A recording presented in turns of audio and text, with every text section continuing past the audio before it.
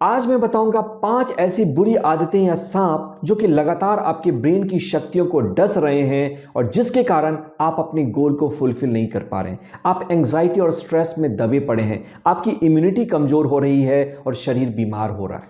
लेकिन जैसे ही आप इन 5 एलिमेंट्स को साध लेते हैं, आप पुनः अपने ब्रेन की सर्विसिंग करके इसके हाईएस्ट पोटेंशियल को, पावर को ना सिर्फ सक्रिय करते हैं बल्कि आप अपने ब्रेन को सुपर चार्ज करते हैं उस लेवल पे जबकि ब्रेन आपका दोस्त हो जाता है और आपके सारे गोल्स को, 10 साल के इवेंट गोल्स को 1 साल में फुलफिल कर देता है। और मैं ये मजाक नहीं कर रहा, जब आप वीडियो के एंड तक पहुंचेंगे आप इस बात को समझ जाएंगे। दोस्तों, किसी ने क्या खूब कहा है कि ब्रेन और आपके बीच में कोई दोस्ती का संबंध नहीं हो सकता। या तो ब्रेन आपका गुरु रहेगा, आपको कंट्रोल करेगा, या फिर आप अपने ब्रेन को कंट्रोल करेंगे। जब ब्रेन आपको कंट्रोल करता है ना, तो इसके पास शक्तियां तो हैं लेकिन इंटेलिजेंस नहीं है कि करना क्या है। और इसके कारण जीवन में बीमारी, परेशानी, चैलेंजेस, गरीबी, बीमारियां, ये सारी चीजें आनी शुरू हो जाती हैं। और इसके कारण हम होपलेस और हेल्पलेस हो जाते हैं कि अब करें तो करें क्या। क्या करें? ब्रेन के कंट्रोल को लें। और कैसे कंट्रोल को लें? समझने से। ब्रेन को कंट्रोल करना है तो उसका एक ही एलिमेंट है, वो है अंडरस्टैंडिंग, समझ से ही शक्ति विकसित होती है और ब्रेन पे नियंत्रण आता है। तो इस वीडियो में आप सीखेंगे कैसे बिलियनियर्स इतने सारे टास्क को कर देते हैं, कैसे एलॉन मस्क जैसे लोग इतने ज़्यादा क्रिएटिव हैं, क्यों आपका ब्रेन आपको बीमार कर रहा है, कैसे आप ही अपने ब्रेन के दुश्मन बन के उसके न्यूरॉन्स को लगातार मार रहे हैं, और तो और मेमोरी लॉस और बुढ़ापा के लिए खुद को प्रोग्राम कर रहे हैं, और कैसे इन सब चीज़ों से बचा जा सकता है। तो चलिए वीडियो को शुरू करते हैं। पहला जो हैबिट है वो है हैबिट ऑफ मल्टीटास्किंग। आज मल्टीटास्किंग का जमाना है। अगर कोई खाना खा रहा है तो उसके साथ साथ वो संगीत सुनता है, अगर कोई जिम कर रहा है तो उसके साथ साथ टेलीविजन देखता है या फोन पे बातें कर रहा है। कभी भी हम एक टास्क को नहीं करते हैं। लेकिन क्या आपको पता है जितने भी महान काम हुए हैं, या आप किसी बच्चे को देखें वो कैसे काम करता है? वो एक बार में एक टास्क को ही करता है, उसी पर फोकस करता है। और इसका रीजन हमारे न्यूरोसाइंस में। हमारा ब्रेन एक ऐसा इंस्ट्रूमेंट है जो कि मल्टीटास्किंग के लिए बना ही नहीं। एक टाइम में एक ही चीज पर, टास्क पर फोकस कर सकता है, क्योंकि फोकस की एबिलिटी हमारे प्रीफ्रंटल लोब में है। और जब आप ब्रेन को ए बी सी मान लो 3 टास्क देते हैं तो ब्रेन उन पे फोकस नहीं करता, एक टास्क से दूसरे टास्क पे जंप करता है। और इस फ्रिक्शनल हीट के कारण पता है क्या होता है? इसके कारण स्ट्रेस पैदा होता है, इसके कारण कंफ्यूजन पैदा होता है। और जब भी स्ट्रेस आपके अंदर ज़्यादा होगा तो आपका जो ब्लड फ्लो है वो मांसपेशियों में ज़्यादा चला जाता है, हार्ट में जाता है। क्यों? क्योंकि आपका शरीर आपको प्रिपेयर कर रहा है एक ऐसे दुश्मन से लड़ने के लिए जो दुश्मन है ही नहीं, इमेजिनरी है। और इसके कारण जब ब्रेन को सफिशिएंट ब्लड नहीं मिलता तो हमारे जो ब्रेन के न्यूरॉन्स हैं इनकी नेक्रोसिस या डेथ होनी शुरू हो जाती है। रिसर्च ये भी कहता है स्ट्रेस के कारण फ्री रेडिकल्स बनते हैं और बहुत सारी ऐसी चीजें बनती हैं, केमिकल्स, जो कि डायरेक्टली आपके ब्रेन के न्यूरॉन्स को कम करते हैं। और इसके कारण कॉग्निटिव डिसफंक्शन आनी शुरू हो जाती है, मेमोरी लॉस होना शुरू हो जाता है, हम चीज़ों को भूलने लगते हैं, नींद अच्छी नहीं आती और स्ट्रेस रिलेटेड बहुत सारी बीमारियां भी होनी शुरू हो जाती हैं। क्यों? क्योंकि मल्टीटास्किंग। सॉल्यूशन क्या है? बहुत ही आसान है। एक बार में एक टास्क पे फोकस करो। जिस समय खेल रहे हो खेलो, खेल में पढ़ाई मत करो और पढ़ाई के टाइम में खेल मत करो। हर चीज का समय बांधो और एक समय में सिर्फ एक टास्क करने की कोशिश करिए। दूसरा पॉइंट है इनहिबिट एक्स्ट्रा इंफॉर्मेशन। आज हम लोग इंफॉर्मेशन के ओवरलोड की दुनिया में रहते हैं। जो भी चाहिए मोबाइल फोन पे मिल गया, दोस्तों से मिल गया, टेलीविजन से मिल गया, और हम बड़े खुश होते हैं कि तो बहुत अच्छा एज है। लेकिन आपको पता है इसका असर आपके ब्रेन पे क्या होता है? आयुर्वेद में हमने सुना है कि खाना जब तक आपकी भूख को शांत करता है तब तक वो अमृत है, दवा है। लेकिन जैसे ही आपकी भूख से ज्यादा हो जाए वो जहर बन जाता है, आपके पेट को, शरीर को खराब करना शुरू करता है। एग्जैक्टली वही हमारे ब्रेन के साथ भी है। जो इंफॉर्मेशन हमारा ब्रेन प्रोसेस नहीं कर पाता है उसके कारण ब्रेन की शक्तियां वेस्ट होती हैं और ये स्ट्रेस, एंजाइटी, डिप्रेशन पैदा करती। ध्यान से समझिएगा इन बातों को। आज हम उस युग में हैं जहां पे 200 गुना ज्यादा इंफॉर्मेशन हमारे ब्रेन में आता है और ब्रेन सारी इंफॉर्मेशन को प्रोसेस करने की कोशिश करता है, ऐसी इंफॉर्मेशन जिसकी कोई ज़रूरत नहीं है, ऐसी इंफॉर्मेशन जो हमारे अंदर डर पैदा करती हैं, समाज से, यूनिवर्स के लिए एक खौफ पैदा करती हैं, नफरत पैदा करती हैं। और इसका असर ये होता है कि हमारी ब्रेन की शक्तियाँ इतनी कम हो जाती हैं कि क्रिएटिव कामों के लिए हमारे पास एनर्जी बचती ही नहीं, और इसके कारण हम थके महसूस करते हैं। इसके कारण किसी काम में हमारा मन नहीं लगता, हम कभी मोटिवेटेड फील नहीं करते, किसी काम को करने में हम ज़्यादा इंटरेस्ट नहीं ले पाते, वो काम गहराई से नहीं हो पाती। कौन रिस्पॉन्सिबल है? हम हैं। और इसका आंसर क्या है? बहुत ही सिंपल है। इंफॉर्मेशन ओवरलोड को रोको, चाहे वो मोबाइल फ़ोन से आ रही है, आपके दोस्तों से आ रही है, गॉसिप से आ रही है, ज़्यादा किताबों को पढ़ने से आ रही है, उनको रोकिए। समय समय पे आंखें बंद करिए और अपने अंदर जाने की कोशिश करिए।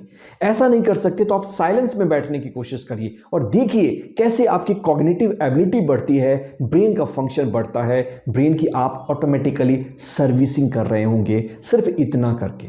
तीसरा पॉइंट जो कि आपकी ब्रेन की शक्ति के लिए बहुत इंपॉर्टेंट है वो है बिग आइडिया थिंकिंग।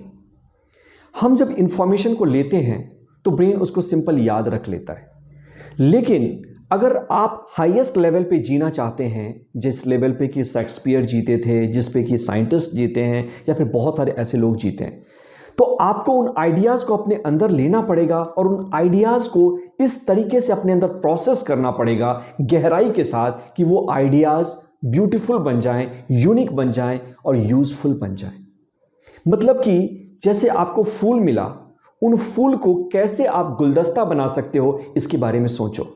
इससे आप कम इंफॉर्मेशन कंज्यूम करोगे, लेकिन जो इंफॉर्मेशन आप कंज्यूम कर रहे हो उसके सहारे आप अपने ब्रेन को सक्रिय कर रहे हो, आप अपने ब्रेन को कुछ नया, कुछ बेहतर, यूनिक करने के लिए ट्रेन कर रहे हो।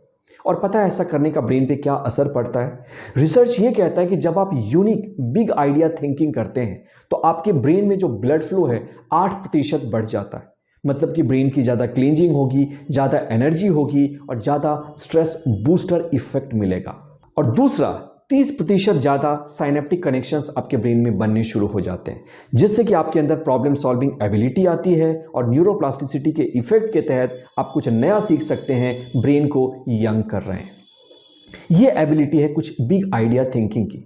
सोचिए कैसे आप आइडिया को बेहतर कर सकते हैं, किस तरह से आप उसे सजा सकते हैं, किस तरह से आप उसे यूनिकली प्रेजेंट कर सकते हैं। ये कहीं भी हो सकता है, ये आपकी पोएट्री हो सकती है, ये आपका कोई प्रोफाइल बनाना हो सकता है, ये आप किसी काम को करना हो सकता है, कुछ भी। हर जगह आप इस क्रिएटिविटी के मसल का यूज करना शुरू करें, एक गहराई से सोचने की हैबिट को बनाना शुरू करें। नेक्स्ट पॉइंट है प्रायोरिटाइज द इंपॉर्टेंट वर्क्स। इस ब्रह्मांड में ना कोई भी आदमी इतना पावरफुल या इतना टाइम लेकर नहीं आया है कि दुनिया में सारे काम को कर सके, लेकिन वहीं कोई भी आदमी इतना गरीब भी नहीं है, इतना कम समय वाला भी नहीं है कि अपने इंपॉर्टेंट टास्क को भी ना कर पाए। तो जरूरी नहीं कि आप दुनिया में सारे काम को करें, आपको उन कामों को करना है जो काम सच में आपके लिए इंपॉर्टेंट हैं, आपको खुशी देते हैं, आपको आपके करियर, आपके हेल्थ, आपके लाइफ में आगे बढ़ाते हैं। क्या आपको पता है कि थॉमस अल्वा एडिसन ने कैसे 1000 से ज़्यादा आविष्कार कर दिया, या फिर ओशो ने 1 लाख से ज़्यादा किताबें पढ़ी? बहुत ही सिंपल है, क्योंकि उनको पता था कि उनके लिए इंपॉर्टेंट क्या है, उनको क्या करना चाहिए और किन चीज़ों को इग्नोर करना चाहिए। ये हैबिट टॉप एंटरप्रेन्योर्स, मिलियनियर्स और बिलियनियर्स की है। ध्यान से समझिएगा, क्या इंपॉर्टेंट है ये इनको पता होता है और क्या नहीं इंपॉर्टेंट है उसको नो कहना इनको आता है। और ये आपके ब्रेन के लिए एक बहुत बड़ा गिफ्ट है, तोहफा है। वॉरेन बफेट के पास एक टेक्निक है, वो हर सुबह ये लिखते हैं कि उनको कौन कौन से टास्क करने हैं और उसमें से फिर वो ये देखते हैं कि इसमें से कौन से ऐसे टास्क्स हैं जो कि मुझे करने चाहिए, मेरे लिए इंपॉर्टेंट हैं, और बाकियों को वो भूल जाते हैं। याद रखिए, जब आप सिर्फ इंपॉर्टेंट काम पे अपना फोकस लगाएंगे ना, उसे ना सिर्फ आपके अंदर हैप्पीनेस केमिकल्स पैदा होंगे, बल्कि आपके ब्रेन का जो है ना वो एक ऑर्डर में आ जाएगा, कोहेरेंस में आ जाएगा, लेफ्ट राइट सिंक्रोनाइजेशन जो ब्रेन का है वो बढ़ना शुरू हो जाएगा। क्योंकि एक तो आप कम टास्क कर रहे हैं और दूसरा आप इंपॉर्टेंट टास्क को कर रहे हैं। इसलिए कहावत भी है कि अगर आपको शेर का शिकार करना है तो आपको मक्खियों के साथ टाइम को वेस्ट नहीं करना चाहिए। और ये बहुत ही अच्छा कोटेशन इस बात को सिद्ध करता है। और अंतिम पॉइंट है, बहुत ही इजी है, आपको पता है, लेकिन फिर भी मैं रिपीट कर रहा हूँ। Dopamine detox. मोबाइल फ़ोन से दूरी बनाओ। डोपामिन हमारे ब्रेन का वो न्यूरोट्रांसमीटर है जो हमारे अंदर मोटिवेशन पैदा करता है। अब इस बात को गहराई से समझने की कोशिश करिएगा।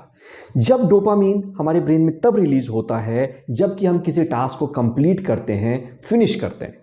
लेकिन यही डोपामिन बहुत आसानी से तब भी रिलीज हो जाता है जब हम गैम्बलिंग करते हैं, पॉर्न देखते हैं, मोबाइल फ़ोन को देखते हैं या फिर बिंज वॉचिंग करते हैं, बिंज शॉपिंग, कुछ भी करते हैं। अब समझ लो कि अगर आसानी से डोपामिन या मोटिवेशन या रिवार्ड मिल गया तो फिर ब्रेन आपका काम क्यों करेगा? और इसके कारण हमारा ब्रेन लेजी हो गया है, आलसी हो गया है, निकम्मा हो गया है, किसी काम में इंटरेस्ट नहीं लेता, डीप थिंकिंग में नहीं जाता और किसी भी काम पे ठहरता नहीं है।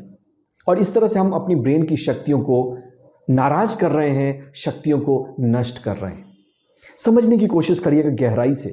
जब आप डोपामिन डिटॉक्स करते हैं, मतलब दिन में 6 घंटे के लिए, 7 घंटे के लिए मोबाइल फ़ोन से दूर रहते हैं, तो डोपामिन का जो लेवल है अपने आप सेट होने लगता है। हो सकता है आपको क्रेविंग हो, आप बोर्ड फील करें, बट फिर भी आपको परसिस्ट करना है। और जब आप ऐसा करते हैं तो आप अपने ब्रेन को सिखा रहे हैं कि कम डोपामिन के लेवल पे भी कैसे रहना होता है। और जब आप इस तरह से ब्रेन को ट्रेन कर देते हो तो आप ऑटोमेटिकली पाओगे वो जो लो डोपामिन एक्टिविटीज़ हैं, जैसे कि न्यूज़पेपर पढ़ना या फिर किताबें पढ़ना या फिर कुछ काम करना, उसमें आपका मन वापस लगने लगेगा। ये बात जितने भी टॉप परफॉर्मर्स हैं ना, उनको पता है। जब भी उन्हें कोई काम करना होता है उसके 5-6 घंटे पहले वो अपने मोबाइल फ़ोन को स्विच ऑफ कर देते हैं। देखो दोस्तों, ये टेक्निक्स ना बहुत ईजी हैं, इसलिए मैंने इनको सीक्रेट्स कहा है। क्यों? क्योंकि ये सबको पता है, लेकिन सिर्फ मैं आपको एक रिमाइंडर दे रहा हूँ साइंस के सहारे, ताकि आप इसे बदल सकें। समझने की कोशिश करिएगा कि आपकी जो लाइफ है ना, तब तक बेहतर नहीं हो सकती जब तक आप अपने माइंड को हील ना करें, माइंड को हेल्दी ना बनाएं, तब तक आपकी लाइफ हेल्दी हो ही नहीं सकती। और आपकी ज़िंदगी सिर्फ आपकी नहीं, आप किसी की दुआ हैं, आप किसी की इबादत हैं, और आपका जन्म इसलिए हुआ है कि आप इस दुनिया में भी कुछ देकर जाएं, कंट्रीब्यूट करके जाएं। दोस्तों, आशा करता हूं कि वीडियो आपको पसंद आई होगी। अगर पसंद आई तो कमेंट में लिखकर बताइए कि क्या अच्छा लगा और नेक्स्ट किस टॉपिक पे वीडियो चाहते हैं। और अगर आप मेरे वर्कशॉप्स को ज्वाइन करना चाहते हैं तो ग्रुप के डिस्क्रिप्शन में भी इसका लिंक दे रखा है, आप जाकर के वहाँ ज्वाइन कर सकते हैं। मित्रों, आपका एक छोटा सा कमेंट मुझे बहुत इंस्पायर करता है, शक्ति देता है कि मैं अपनी मोटिवेशन को मेंटेन रख सकूं इन कामों को करने के लिए। यूं ही बना रहे आपका साथ, फिर होगी मुलाकात। मैं पीयूष प्रभात, मिलते हैं अगले वीडियो में।